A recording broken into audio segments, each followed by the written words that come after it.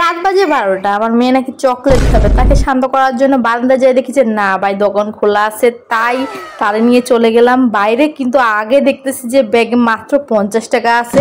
যাই হোক গরিব মানুষ, তারপরে তাকে নিয়ে লিফট ভাগ্য ভালো খোলা ছিল, লিফটে করে নিচে নেমে তারপরে গেলাম দোকানে। আসলে বেসিক্যালি আমি খাবো, আর আমার অনেকদিন ধরে হাবিজাবি খাইতে ইচ্ছা করতেছিল। যাই হোক ওকে নিয়ে চলে গেলাম, আর সামনে আমাদের জন্য স্পেশাল একটা ডগি দাঁড়াই ছিল। আমি তবে এমনিও একটু কুত্তারে ভয় পাই। যাই হোক দোকানে যাই দেখলাম যে লোকজনও ভালো বাইরে ছিল। ভাই ঢাকা শহরে 12টা 1টা পর্যন্ত এমনিতেই দোকান খোলা থাকে। আমার মায়ের তো চিপস কোনটা রাখে কোনটা নেবে পাগল হয়ে গেছিলাম। আমি সব কিছু নিয়ে যাচ্ছিলাম রাস্তার মধ্যে, একা একা আমার ভয়ও লাগতেছিল। কিন্তু ভাই আমি তো জানি আমার মেয়ে একটা চকলেটই খাবে, আর বাকি ওই যে পোটলাটা দেখতেছেন ওটা কিন্তু আমি খাবো। কিন্তু মায়ের নাম নিয়ে একটু বলতেছিলাম, একটু ভালো সাজার চেষ্টা। সে এসে আমার একদম প্রথমে নানির নুমেরে চলে গেছে, যে নানিকে দেখাচ্ছে দেখো নানু আমি কি আনছি। থ্যাংক ইউ বলো।